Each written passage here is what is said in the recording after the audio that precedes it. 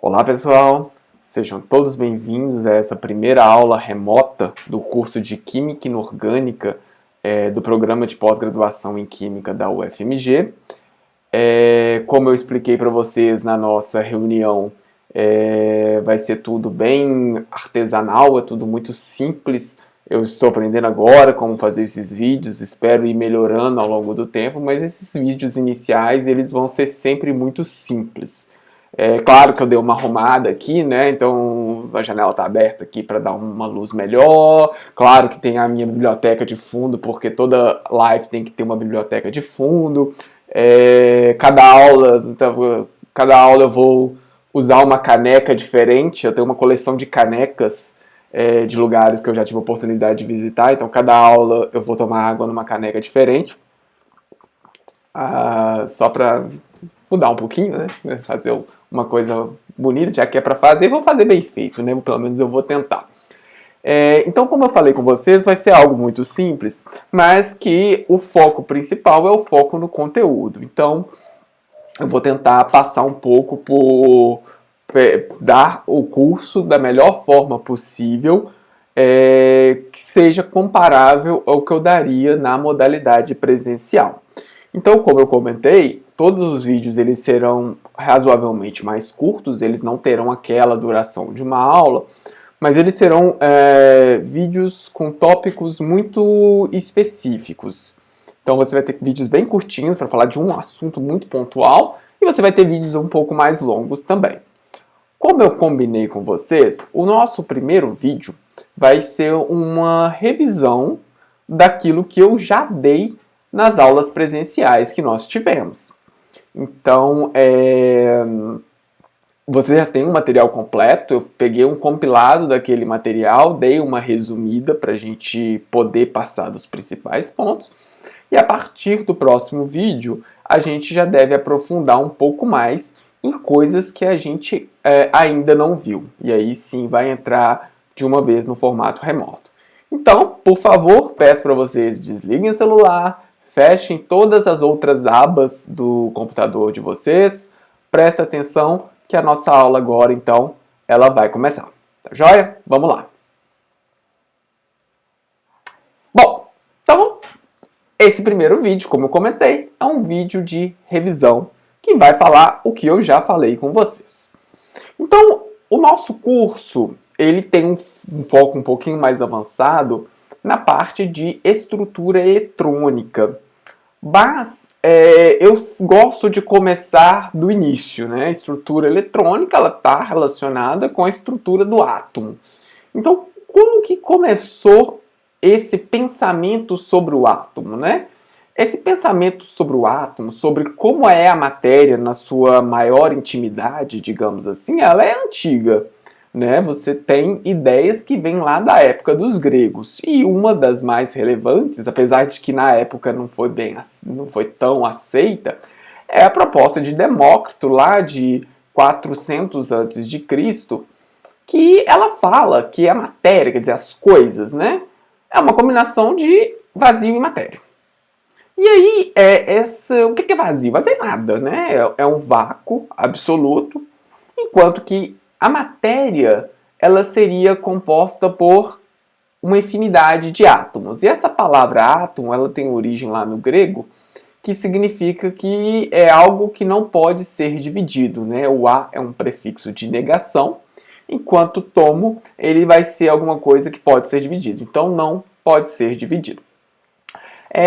De onde vem essa ideia? Né? Essa ideia ela é baseada numa observação, digamos assim, né? De que você pega uma coisa muito pequena, por exemplo, um grão de areia.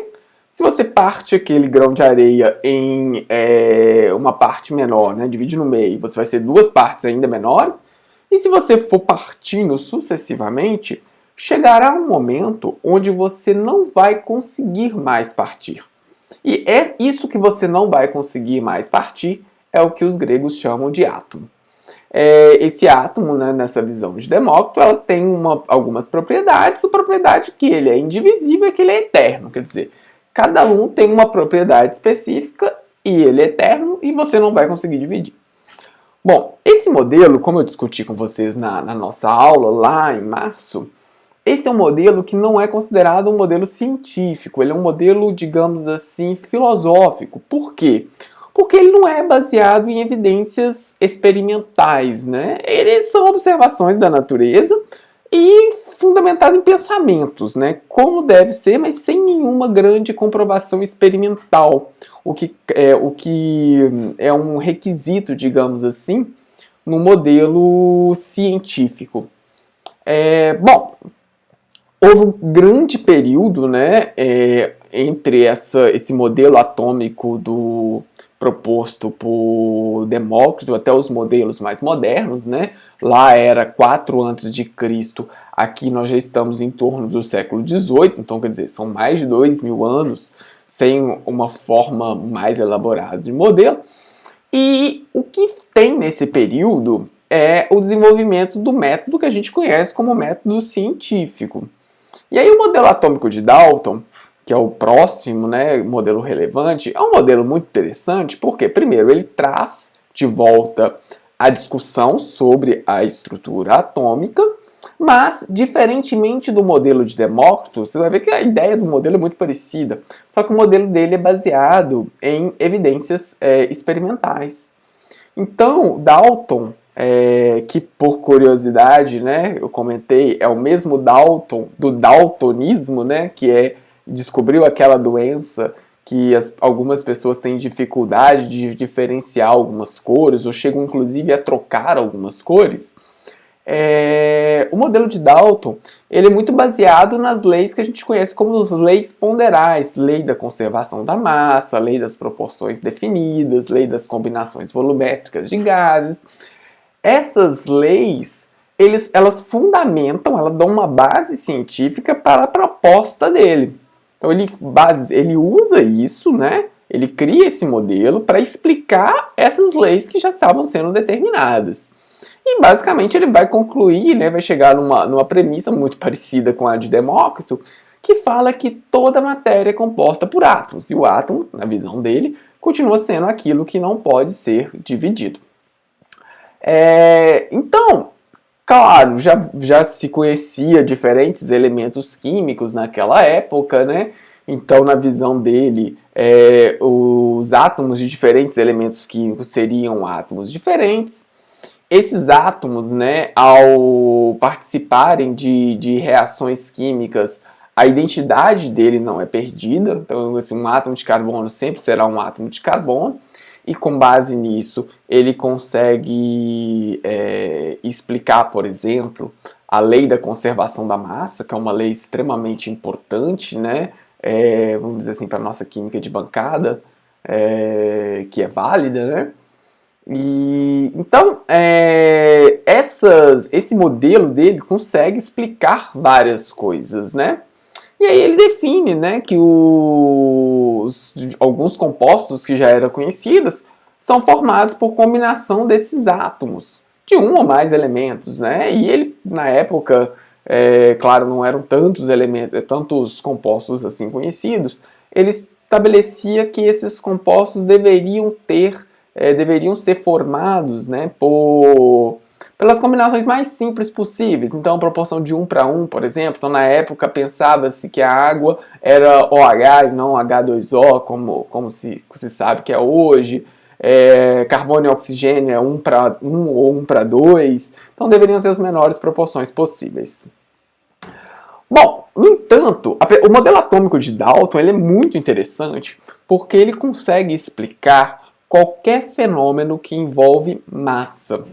Então, se você estiver resolvendo problemas de estequiometria, cálculo de concentração de soluções, etc., você não precisa de nada mais elaborado do que o modelo atômico de Dalton. Agora, existem outras evidências, né? Existem outros processos que o modelo atômico de Dalton não consegue explicar, como, por exemplo, fenômeno de eletrólise, como que uma corrente elétrica vai participar de reações químicas, etc. Bom, aí nesse contexto surge na sequência um novo modelo, né, um modelo que vai incluir partículas carregadas no seu átomo. Então o átomo ele vai deixar de ser uma esfera maciça, né, que era o que pensava Dalton, e passa agora a ser formado por partes diferentes que vão ter cargas. E esse é o modelo atômico de Thomson, que por causa, né, da descoberta do elétron, né, esse é o fato que o rendeu o prêmio Nobel, ele ganhou o prêmio Nobel de Física em 1906. Então, ele basicamente descobre esses elétrons usando, né, o experimento de tubo de raios catóticos, né? Você tem esse tubo aqui, que é conhecido como tubo de Crookes, que é basicamente um capacitor. Então aqui você tem duas placas de um capacitor, a placa negativa, a placa positiva. E você tem aqui um gás a uma pressão muito baixa, né, um vácuo, mas com um gás a pressão baixíssima. E eles observaram que quando se estabelece uma diferença de potencial, você tem a formação de um raio saindo entre uma placa e outra. E esse raio, isso é bastante interessante, ele vai independer do gás que você tem aqui dentro. Então, esse gás aqui, esse raio, ele é uma característica de qualquer gás. Então, qualquer átomo que forma esse gás, ele vai ter aqui dentro, vai ser formado por que tem esses raios. E aí, vários outros estudos são feitos, né? Aproxima um campo magnético aqui, combina um campo elétrico com um campo magnético, Millikan faz o experimento da gotinha de óleo caindo entre duas placas de capacitores. Eles conseguiram mostrar que essa partícula ela tem carga negativa, e aí Thomson chama ele de elétron, e através dessa combinação de experimentos que eu comentei, chega-se à conclusão que eles vão ter essa carga, que é a carga fundamental, 1,6 vezes 10 a menos 19 coulombs, e uma massa extremamente pequena, da ordem de 10 a menos 28 gramas. Então agora, o Thomson ele tem que incluir essas partículas dentro desse átomo, e aí ele vai propor um modelo, que é um modelo que na escola, né, os professores costumam chamar de modelo de pudim de passas, ou alguma coisa do tipo. Em inglês tem realmente uma analogia, né, que eles chamam de plum pudding, que seria algo parecido com um bolo de ameixa, que não é algo que a gente tem aqui no Brasil tipicamente. Mas é basicamente essa ideia. Você tem uma distribuição de cargas positivas, que seria, né, nessa analogia, a massa do bolo em si, né? E aí você teria os elétrons incrustados nessa massa, que você teria, né, as ameixas, né, incrustadas nessa, e essas ameixas seriam os elétrons no modelo de Thomson. Então agora o átomo indivisível ele já não é indivisível mais. Você consegue dividir ele em uma parte positiva e elétrons, basicamente. Bom, mas aí há uma evolução na ciência, principalmente na descoberta da radioatividade, né? Os fenômenos radioativos passam a serem mais bem conhecidos, né? Através da descoberta de Becquerel, lá com os estudos envolvendo pedras de urânio. E aí vem a ideia, né, que resultou em um novo modelo atômico, né, lá de Rutherford. E esse modelo atômico rendeu a ele um prêmio Nobel em Química de 1908. Eu já comentei a história para vocês.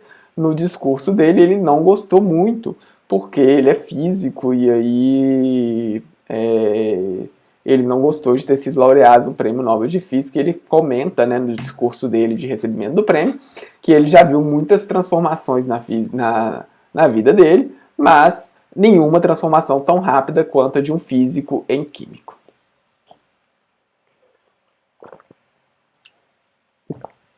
Bom, então só para contextualizar, né, Rutherford, ele vinha na cabeça dele com a ideia do modelo de Thomson. Inclusive, eles têm uma relação, né, eles se conheciam, Rutherford estudou com Thomson. Então, qual que era a ideia de Rutherford? Rutherford queria ver o que acontecia quando ele colidia a partícula alfa com um átomo. Essa era a proposta dele. Bom, claro que não é algo tão simples de você fazer. Hoje você não consegue pegar um átomo com tanta facilidade assim. Você até consegue manipular com umas técnicas de microscopia, mas não é tão trivial assim. Imagina lá no início dos anos 1900. Mas e aí eles tiveram uma ideia muito interessante que foi fazer um aparato como esse aqui. Você vai ter aqui um núcleo de polônio, que é conhecido o emissor de partículas alfa. Bom, claro, está protegido por uma gaiola de chumbo e um colimador, né, para que o feixe saia numa direção específica. Aqui você vai ter um anteparo, e esse anteparo ele vai estar impregnado com sulfeto de zinco. Esse material ele é interessante porque ele é fluorescente na presença de partícula alfa, então quando ele faz isso, ele vai ser capaz de ver as partículas alfas, onde que elas estão batendo. E aqui ele vai colocar o átomo, que obviamente não foi um átomo, mas aí está a maior das genialidades desse experimento. Eles usaram uma lâmina de ouro. E por que essa lâmina de ouro? Porque o ouro ele é um dos materiais mais dúcteis e maleáveis que nós temos. Ser dúctil, ser maleável, significa que você consegue formar placas ou fios extremamente finos. Quanto mais fino, menor vai ser o número de camadas atômicas que você vai ter. Então, ao usar ouro, eles conseguem chegar o mais próximo possível, principalmente pelas técnicas pelo que eles tinham disponível na época, de colidir a partícula alfa com um átomo, que era o que eles desejavam naquele momento. Vamos lembrar, né, gente, que o que eles conheciam à época era o que eles conheciam à época era o átomo de Thomson. Então, o que ele pensava, né? O que ele achava que ia acontecer? Bom, a maior parte das partículas alfas vão passar direto e, ocasionalmente, quando uma partícula alfa tivesse uma colisão com aqueles elétrons que estavam incrustados, ocasionalmente você poderia ter um pequeno desvio. Era isso que eles imaginavam. Bom, quando eles fazem o experimento, o que eles vão obter? De fato, eles vão obter que a maior parte das partículas alfa passam sem um desvio significativo. Era isso que eles esperavam de acordo com o modelo. Bom, algumas sofriam um desvio razoável. Então, um desvio um pouquinho maior. Bom, isso o modelo também, até de certo modo, previa. Contudo, você vai ter algumas outras que vão sofrer desvios mais significativos. Desvios importantes, quase voltam, inclusive. E isso aí, o modelo atômico de Thomson não consegue explicar. O que você faz nesse caso? Bom, quando você tem um modelo, quando você tem uma teoria, o modelo ele tem que ser capaz de explicar o experimento. Se o experimento te gera resultados que o seu modelo não é capaz de explicar, o problema está no seu modelo. Claro, assumindo que o experimento foi um experimento bem feito. Mas, se isso acontece, é o modelo que tem que ser alterado, e não os resultados experimentais. Então, tinha alguma coisa no modelo atômico de Thomson que estava problemático. E aí, o Rutherford ele vai mudar o modelo, vai propor um novo modelo. Então, o que é esse novo modelo proposto por Rutherford? Nesse novo modelo, ele vai falar que o átomo em si, a maior parte do átomo, é um grande espaço vazio. Então, nesse espaço vazio, as partículas alfa vão passar aqui, ó, e não vão sofrer grandes desvios, que foi um dos fatos que ele esperava. Bom, agora ele vai falar que você vai ter uma região no átomo extremamente pequena, onde você vai ter toda a massa e toda a carga positiva do seu átomo. Então agora, quando a partícula alfa passar perto, ela vai sofrer um desvio. Esse desvio pode ser, inclusive, um desvio grande, devido à repulsão eletrostática. E claro, se você vier com a partícula alfa praticamente na direção por repulsão eletrostática, ela deve praticamente voltar. Era isso que ele conseguia explicar. Era assim que ele conseguia explicar os resultados experimentais que ele tinha. Bom, mas aí você cai num problema.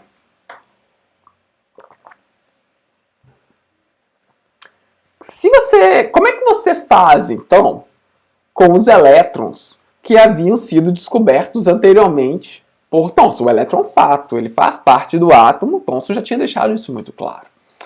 Bom, Rutherford não sabe exatamente o que fazer com os elétrons. O que ele propõe é que o elétron está numa região externa, que ele chama de eletrosfera.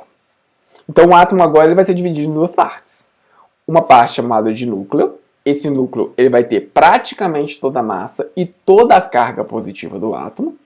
E a eletrosfera, que vai ser onde estarão os elétrons. E aí você cai num problema, porque é o seguinte, o núcleo positivo, o elétron negativo, por atração eletrostática, esse elétron deveria ser atraído. Ah, então o elétron está rodando.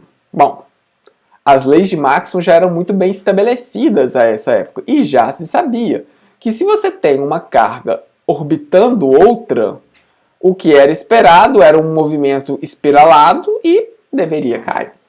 Então, pela física que era conhecida à época, não havia como Rutherford explicar como os elétrons estariam fora, né, nessa região, estariam estáveis nessa região fora do núcleo atômico, nessa eletrosfera. Então esse é o grande, é uma falha que ele não consegue consertar. Então, a gente tem que ter em mente que o modelo atômico de Rutherford é um modelo que propõe a existência do núcleo, mas ele não sabe como estão os elétrons. Ele não sabe. O motivo para isso a gente vai conseguir explicar um pouco mais para frente, mas esse é um fato. Não explica-se o comportamento dos elétrons usando o modelo atômico de Rutherford. Bom, eu comentei isso nas aulas que nós tivemos, né? Um dos motivos que você não consegue explicar isso é porque os elétrons eles vão seguir uma física que naquela época não estava bem estabelecida ainda. E aí, tentar explicar usando física clássica simplesmente não funcionava. E aí você tem um conjunto de experimentos muito importantes, né, que eu já comentei com vocês, como, por exemplo, a radiação do corpo negro, o efeito fotoelétrico, e esse aqui, que é muito importante para nós, que é o chamado de... que é o espectro do átomo de hidrogênio, né, que vão mudar um pouco, vão mudar completamente, na verdade, a forma como a gente vê esse comportamento do elétron. Na verdade, eles dão origem, né, eles são fundamentais numa física nova, que é a mecânica quântica, e essa mecânica quântica ela é fundamental para poder explicar o comportamento dos elétrons em um átomo. Então, só para passar, né, eu já expliquei um pouquinho para vocês, isso aqui é como que foi feito, né, esse experimento dos espectros do átomo de hidrogênio. Você tem aqui uma fonte de luz branca, ela emite radiação em todo o espectro do visível, então você tem comprimentos de onda aí que variam lá de 400 a 700, basicamente. Então você tem aqui todo um arco-íris de cores. E aqui você tem uma amostra de hidrogênio. Não era o átomo de hidrogênio, porque o átomo de hidrogênio é extremamente instável, então você tem aqui gás H2 e aqui você tem um dispositivo que dá uma descarga elétrica, fazendo com que esse átomo, essa molécula de H2 se dissocie em átomos de hidrogênio. Então você consegue fazer o espectro do átomo dessa forma. Bom, e aí, perpendicular, você vai ter um detector. Por que perpendicular? Porque se você coloca ele aqui, ó, você vai pegar a radiação que está passando. E eu quero só observar a radiação que é emitida. Então, como a amostra vai emitir em todas as direções, quando eu coloco o meu detector aqui a 90 graus, eu estou eliminando a radiação que está passando aqui. Ok? E aí o interessante que quando você faz isso para o átomo de hidrogênio, você joga todas as luzes, todas as cores aí do arco-íris nele, mas o átomo de hidrogênio ele vai emitir apenas algumas, que são essas que estão mostradas aqui em torno de 400, você tem duas, você tem uma aqui quase em 500 e você tem uma aqui na região de 650. Esse aqui é o conhecido espectro visível do átomo de hidrogênio. O interessante, gente, é que cada elemento químico vai ter um espectro distinto. É quase que a impressão digital. Inclusive, você pode usar, né? Existe uma técnica de emissão atômica que permite você fazer a identificação de qual elemento químico você vai ter numa determinada amostra, e isso é utilizado para verificar poluentes, determinação de metais pesados, coisas desse tipo. Né? Então, por exemplo, o sódio aqui, ele vai ter uma emissão aqui na região quase de 600, na região do amarelo. Interessante, se você anda pelas ruas à noite, né, onde ainda não tem as lâmpadas de LED, né, se você voltar aí para épocas dentro do campus Pampulha da UFMG, quando você anda à noite lá, você vê, né, tudo amarelinho, as lâmpadas dos postes. Por quê? Porque são lâmpadas de vapor de sódio, e o sódio vai emitir aqui nessa região, que é a região do amarelo. Cada elemento vai emitir uma cor diferente. É isso que eles usam para fazer aqueles fogos de artifícios coloridos que a gente vê muito no Réveillon ou alguns eventos um pouquinho mais abastados, digamos assim, né? Você tem aí fogos coloridos. O interessante disso daí, gente, é que consegue-se prever esses raios aqui, essas emissões do átomo de hidrogênio, usando uma equação muito simples, que é basicamente essa equação aqui, que é chamada equação de Balmer, né, que dá origem a essa chamada série de Balmer, que é isso aqui. Então, o inverso do comprimento de onda é uma constante dividido por 1 sobre 2 ao quadrado, menos 1 sobre um número aqui ao quadrado. Esse número tem que ser maior do que 2. E o interessante é que você, além dessa série de Balmer, essa aqui é para a região do visível, você vai ter outras, que são, por exemplo, para o ultravioleta, que é o caso da série de Lyman, você tem a série de Paschen, série de Brackett, que são equações muito simples, onde, está vendo, você só está mudando esse númerozinho aqui. E aí, quando você generaliza, né, você pode fazer uma generalização dessa equação, onde isso aqui vai ser um outro M, você vai chegar na equação que a gente chama de equação de Rydberg. E o único requisito é que o N2 aqui tem que ser maior que o N1, que vai estar aqui, tá? E essa equação, e aí é legal chamar a atenção disso, isso foi tudo proposto por matemáticos.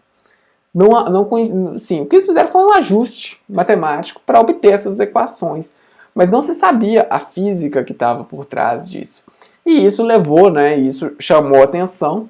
E o modelo de Bohr, né, ele vai trabalhar um pouco em cima disso para tentar explicar aquela equação, né, para tentar explicar o espectro de linhas, né, do átomo de hidrogênio. Só para a gente chamar a atenção aqui, né, nós já estamos aqui em em torno de 1920, se eu não me engano o modelo dele é de 1913. Então, nós já estamos aqui no contexto da mecânica quântica, né? A mecânica quântica surge em 1900 com a proposta de Planck. Logo depois, em 1905, salvo me engano, Einstein, né, explica o efeito fotoelétrico. E aí, Bohr, que é um dos grandes nomes desse início da mecânica quântica, ele usa essas ideias para poder trabalhar um pouco para explicar esse espectro de linhas dele. Então, espectro de linhas do átomo de hidrogênio. Então, ele vai propor 4 postulados para explicar o modelo atômico dele.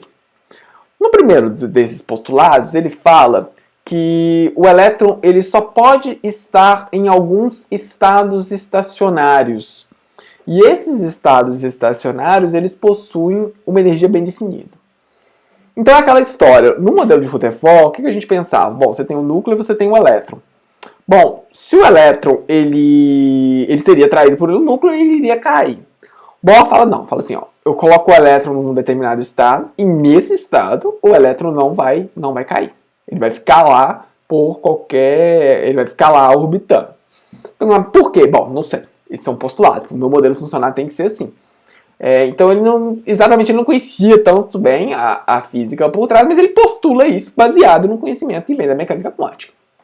Esse é vamos dizer assim, esse é um dos problemas do modelo dele. Ele é sustentado em postulados. Você não tem tanto assim a prova matemática disso. Bom, quando esse átomo estiver em um desses estados, né, ele não vai emitir luz. No entanto, você pode dar uma energia na forma de luz, né, para esse átomo, e aí esse elétron vai poder sair de um estado estacionário para outro. E quando ele retornar, ele vai emitir aquela luz.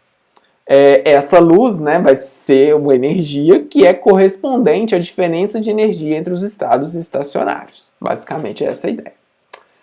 A terceira proposta dele é que se o átomo tiver no estado estacionário, o elétron ele vai girar em uma órbita circular.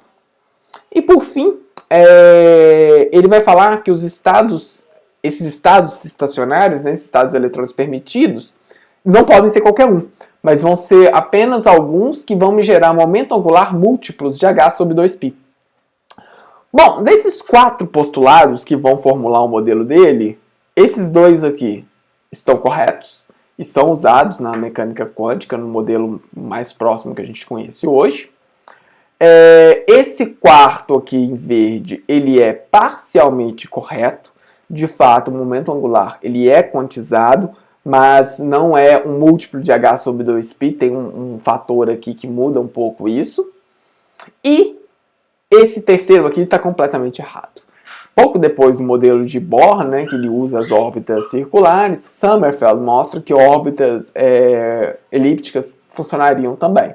Então esse terceiro aqui ele está errado e ele não é aproveitado. Bom, usando as equações muito simples, né, do modelo de Bohr, e isso vocês têm no material completo de vocês das últimas aulas, a gente conseguiu chegar, por exemplo, no cálculo do tamanho do átomo de hidrogênio, considerando que o elétron vai estar no seu estado fundamental, né? A gente chega numa expressão para o raio aqui da órbita, né? Onde você vai ter aqui esse fator que ele vai aparecer muitas vezes, né? Que é uma combinação de constantes. Então, uma combinação de constantes é uma constante, que é o que a gente chama de raio de Bohr. Então, por exemplo, se eu pegar isso aqui para o átomo de hidrogênio com o seu elétron no estado fundamental, quer dizer, no estado de menor energia, o N aqui é igual a 1, o Z é igual a 1, você vai chegar que o raio, né, vai ser de 52,9 vezes 10 a menos 12 metros, né, 52,9 picômetros. Que é basicamente, né, se a gente for para o modelo moderno, que é a região de maior probabilidade de você encontrar o elétron pelo modelo quântico. Agora, se você for calcular a energia do átomo usando esse modelo de Bohr, né, quer dizer, o que é um átomo de hidrogênio? Você vai ter um elétron girando em torno do núcleo, então esse elétron tem energia cinética, e você tem a atração elétron-núcleo. Então, quando você combina isso daqui, você vai chegar nessa expressão de energia. E aí você chega nesse valor, nesse dado aqui, ó, que fala que a energia não pode assumir qualquer valor. A energia depende desse N, e N aqui são números inteiros. Então, a energia no átomo ela é quantizada. Por que esse modelo é interessante, apesar de ser tão baseado em postulados? Esse modelo é interessante porque eu consigo chegar na energia do átomo de hidrogênio igual eu chego na mecânica quântica, mas de forma muito mais fácil. Aqui nós usamos a álgebra muito simples. Mecânica quântica é a coisa um pouco mais complicada, mas eu consigo chegar aqui nessa energia de menos 13,6 eletronvolts, que é a energia do elétron no átomo de hidrogênio, no estado fundamental. Então esse modelo ele tem essa vantagem, mas ele tem problemas. Um dos problemas é que ele só funciona para átomos com apenas um elétron.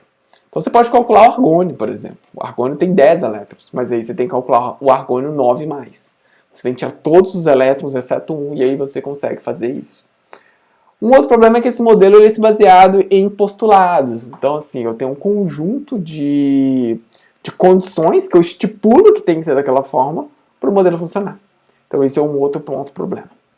E um outro ponto que mostrou-se importante, né, com a evolução da mecânica quântica é que o modelo de Bohr ele foca excessivamente no comportamento particular do elétron. E ele esquece do comportamento ondulatório. Na verdade, o comportamento ondulatório do elétron ele vem sendo descoberto nesse período aí mesmo, né? Através de alguns experimentos que vão surgindo aí. Tem também o princípio de de Broglie, enfim. Então, isso vai trazer algumas consequências que são importantes. Então, o modelo de Bohr tem essas limitações. Então, aqui só para a gente ter um panorama completo do que são os modelos atômicos clássicos, digamos assim, apesar que o modelo de Bohr combina um pouco do clássico com o quântico, mas que nós tínhamos, né? Então, aqui a gente tem a ideia do átomo maciço, de acordo com o modelo de Dalton. Depois, a descoberta dos elétrons, né? Então, agora o meu átomo já tem outros subcomponentes, né? Os elétrons aqui. Rutherford mostra o núcleo, mas não consegue explicar os elétrons. E Bohr propõe, né? Combinando um pouco de algumas informações da mecânica quântica, para dar uma primeira informação mesmo de estrutura eletrônica. Agora, para estudar a estrutura eletrônica, que é esse modelo aqui, a gente precisa de entrar numa física nova. Uma física que foi descoberta lá em 1900 e que mostrou-se importante para descrever esse universo microscópico. Essa física nova, ela é a mecânica quântica. E esse modelo, né, modelo moderno, vamos dizer assim, é o modelo de Schrödinger, que por isso ele ganhou o prêmio Nobel de 1933. Esse modelo, né, ele é baseado numa entidade que a gente conhece como função de onda, né, esse psi. Isso aqui é um doodle do Google que eu achei na época que eu estava pesquisando sobre isso, lendo algumas coisas sobre isso, preparando uma aula na época, isso muito tempo atrás. Por curiosidade, no dia tinha isso daqui, que esse é o famoso gato de Schrödinger, né? Que a ideia é que se você tem um gato preso numa caixa junto com o veneno, esse gato, enquanto a caixa estiver fechada, ele é uma combinação de dois estados. O estado vivo e o estado morto. E você precisa, então, de descrever esses dois estados. Esses dois estados é descrito por essa função de onda, que aqui estão representados numa notação que é conhecida como uma notação de Dirac, muito útil para quem vai envereda para esse campo da mecânica quântica, né? Ele simplifica bem as expressões, mas é basicamente o que ele está falando aqui, que é uma integral dessa função de onda. Então, é uma mistura dessas duas coisas. Então, agora a gente vai precisar trabalhar um pouco com isso, com essa função de onda, para poder descrever esse meu sistema. Bom, só para chamar a atenção, tá, gente? Schrödinger ele tem o mérito porque ele tinha as ferramentas matemáticas necessárias para poder fazer a resolução das equações, que são equações complicadíssimas.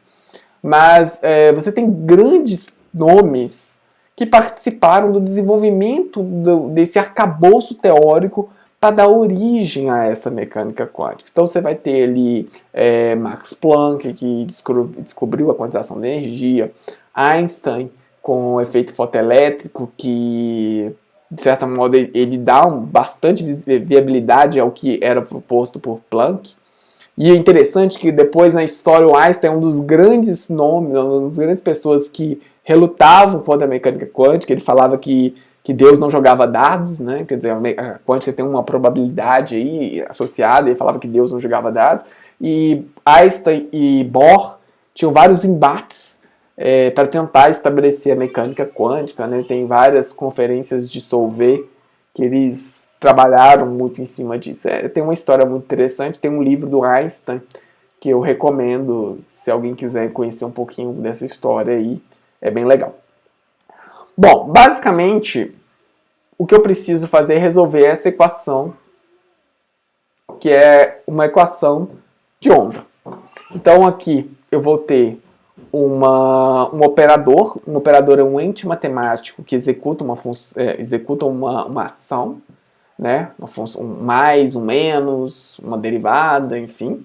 Então eu tenho aqui um operador que atua sobre uma função de onda, ele vai me dar como resposta uma energia e essa função de onda de novo. Então agora o que eu preciso é ter o operador adequado para descrever o meu sistema na condição que eu quero, e eu preciso conhecer a função de onda.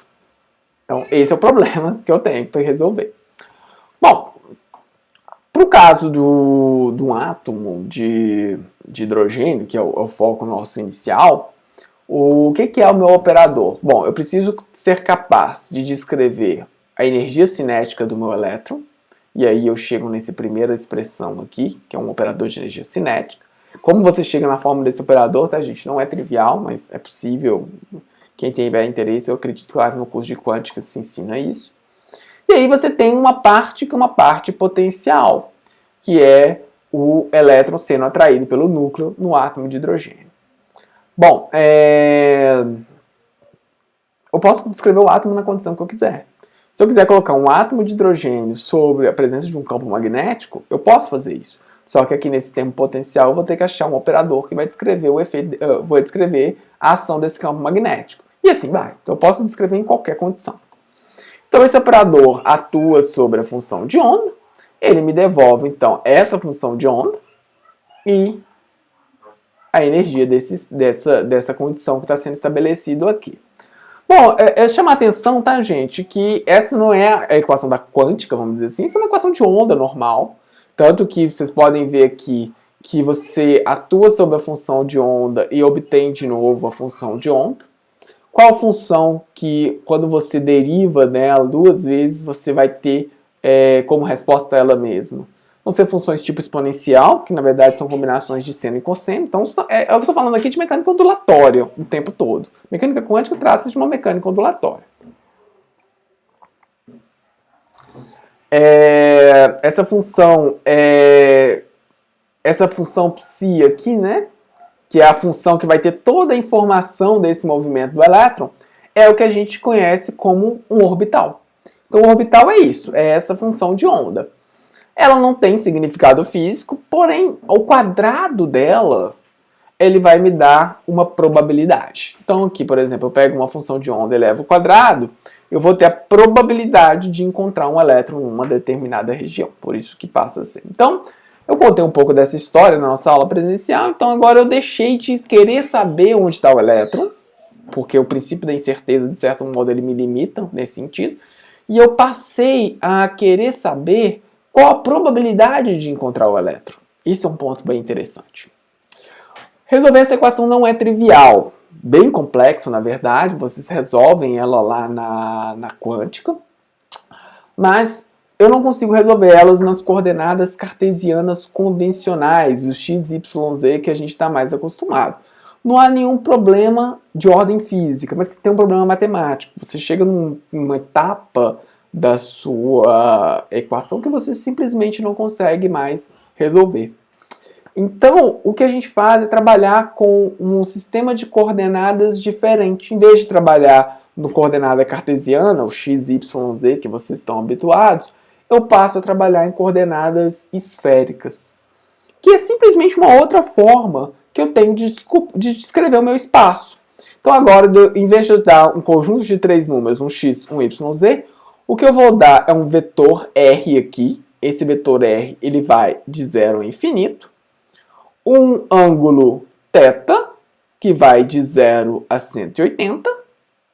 E um ângulo φ, que vai de 0 a 360. Eu peço um minutinho para vocês se convencerem que agora, usando um R que vai de 0 a infinito, um θ que vai de 0 a 180 graus e um φ que vai de 0 a 360 graus, eu consigo descrever qualquer ponto no espaço. Assim como eu consigo descrever, assim como eu vou conseguir descrever usando coordenadas x, y, z. Qual a vantagem disso? A vantagem é que aí eu vou poder usar uma técnica que é conhecida como separação de variáveis. Então a minha função de onda, que é uma função de r, θ e φ, eu vou transformar ela numa função que vai num produto de duas funções.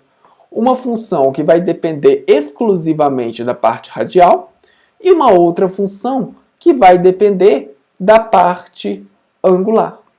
Na próxima videoaula nós vamos discutir essas duas partes separadas, não vai ser agora, mas vamos manter isso aqui em mente, que isso é interessante. Eu não vou resolver a equação com vocês. Isso aí, para quem tiver interesse, olha lá na mecânica quântica, não é trivial. Você tem que usar os chamados operadores, as funções recursivas de Legendre, polinômios de Laguerre. Não é simples, mas é possível de se fazer de forma analítica, quer dizer, na mão, para o átomo de hidrogênio. Eu vou focar aqui em resultados. Quando eu resolvo essa equação, eu vou surgir com 3 números quânticos. O primeiro deles é o número quântico n, que é chamado de número quântico principal. Esse número quântico principal, ele vai de 1 até infinito, números inteiros.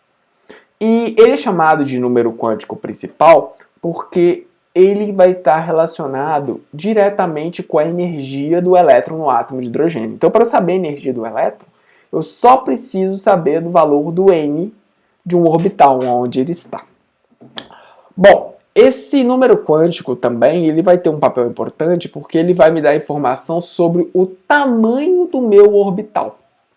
Então, o tamanho desse orbital vai depender se ele tem o n igual a 1, n igual a 2, n igual a 3, n igual seja qual for. Então, esse valor para nós também é muito importante.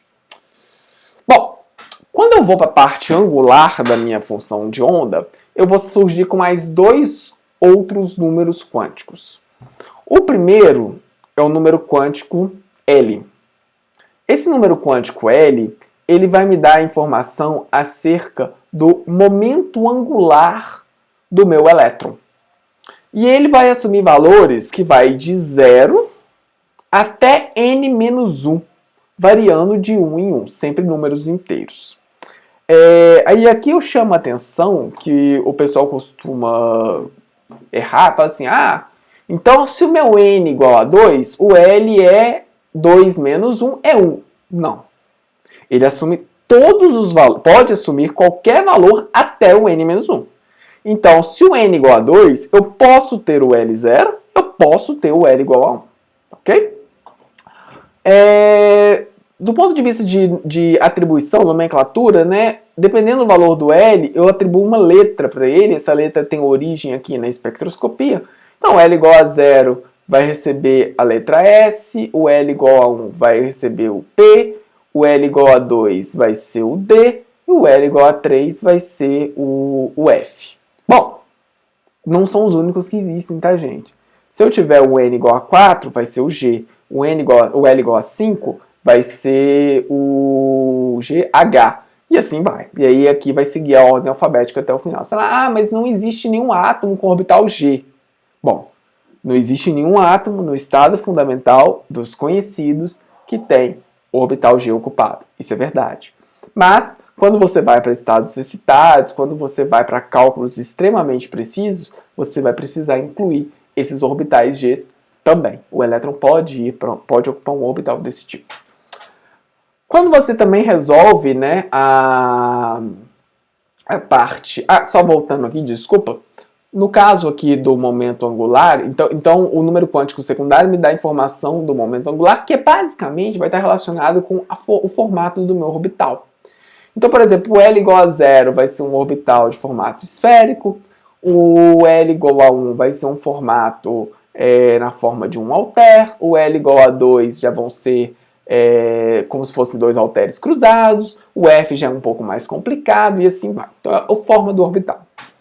O outro número quântico é o número quântico magnético, ml. E esse número quântico ml, ele vai me dar informação acerca da orientação do meu orbital. Basicamente, se ele é esférico, então ele não tem orientação. Mas se ele é um halter, ele pode estar para um lado, ele pode estar para um outro, ele pode estar para cima. Então Então, é basicamente essa orientação. A definição correta está falando que é a projeção do momento angular em um eixo arbitrário. E essa é a definição do ML. E ele assume valores que vai de menos L até mais L, variando de 1 em 1. Então, para um determinado L aqui, eu vou ter 2L mais 1 valores possíveis de ML. Tá ok? Bom, se um átomo tiver na ausência de um campo magnético, né, todos os MLs aqui vão me gerar o mesmo resultado. Mas então, o que é um orbital para o final da história, né? Um orbital, ele é uma combinação de um N com um L e um ML. Então, por exemplo, se eu tiver N igual a 2, L igual a 1 e ML igual a 0, isso é um orbital. Ok? Agora, se eu tiver N igual a 2, L igual a 2, ML igual a 2, isso não é um orbital. Por quê? Porque se o meu N igual a 2, o L não pode ser 2. Porque o L ele é de 0 até N menos 1. Então, se o N igual a 2, é só 0 ou 1. Mas não pode ser 2, como está aqui. Então, por exemplo, se eu tenho N igual a 2, quais são os orbitais possíveis com N igual a 2? Bom, se o N igual a 2, o primeiro L possível é o 0. Se o L é 0, o ML também tem que ser 0, porque o ML, vamos lembrar, ele varia de menos L até mais L, passando pelo 0. Então, é 0. Se o N igual a 2, o L igual a 1 também é possível. É 2N menos 1. N menos 1. Mas, e quais são os MLs? Bom, ML, se o L é igual a 1, então eu vou ter possível o ML menos 1, 0 e 1. Então eu tenho origem aqui a esse orbital e esse orbital aqui. Então eu tenho 3 orbitais possíveis. Aqui seria um orbital que a gente chama de um tipo S, né? Porque olha só, o L é igual a 0. E esse aqui é um orbital do tipo P. Sendo que o orbital P, eu vou ter ele em 3 direções. Poderia ser uma direção do tipo X, tipo Y, tipo Z. Orbitais que não são possíveis. Por exemplo, esse aqui não é possível. Porque se o N é igual a 2, o L não pode ser 2. Esse aqui não é possível. Porque se o L é igual a 1, o ML não pode ser 3. E esse aqui também não é possível. Porque se o N é igual a 2, o L não pode ser 3. Tudo bem? Então, pessoal, basicamente era isso dessa nossa revisão. Tudo isso aí já foi dito. Vocês já tiveram acesso a isso lá no curso inicial. Então, vocês têm um material mais completo. A parte do modelo de Bohr, você tem as equações desenvolvidas. Então, tá tudo lá para vocês darem uma olhada. Bom, por hoje nós vamos encerrar. Na próxima aula eu vou voltar a discutir com vocês um pouco acerca dos orbitais, né? O que são esses orbitais, a função de onda, o significado das coisas. Espero que vocês tenham gostado. Recomendo que vocês deem uma olhadinha no material que eu disponibilizei para vocês poderem estudar um pouquinho.